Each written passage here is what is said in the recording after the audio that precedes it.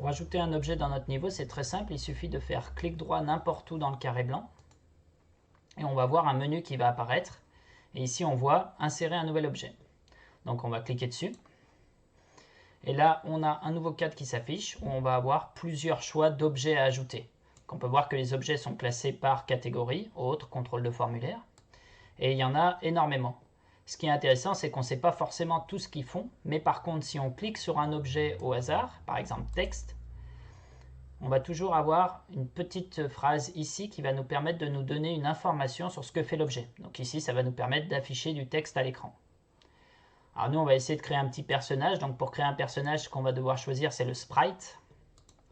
Le sprite, on voit la définition, c'est un objet animé qui est le bloc de construction de la plupart des projets. C'est ce qui va nous servir à faire nos personnages, nos murs, nos obstacles, nos ennemis. Donc là, on a notre sprite, on a sélectionné l'objet qu'on veut et on va devoir lui donner un nom. Donc ici, on peut écrire joueur par exemple. Et on va cliquer sur insérer. Une fois qu'on a cliqué sur insérer, on a un petit curseur en forme de croix qui apparaît. C'est pour choisir où est-ce qu'on veut positionner notre objet dans la scène.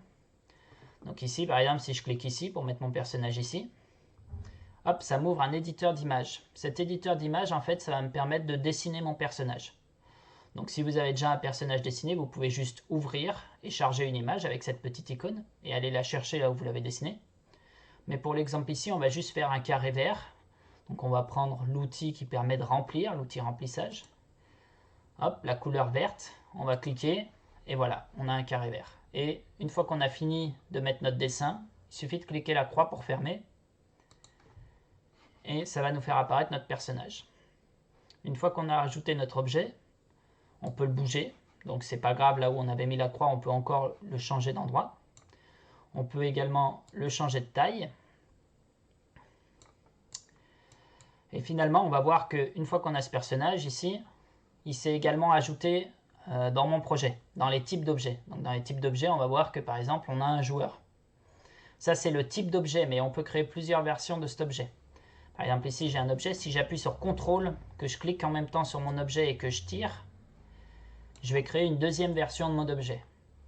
Par contre, j'ai une deuxième version de mon objet, mais le type d'objet, j'ai toujours qu'un objet qui s'appelle joueur. J'ai juste plusieurs versions de celui-ci. Et je peux juste cliquer sur supprimer pour supprimer les autres versions de mon objet et me retrouver avec juste une version de mon joueur.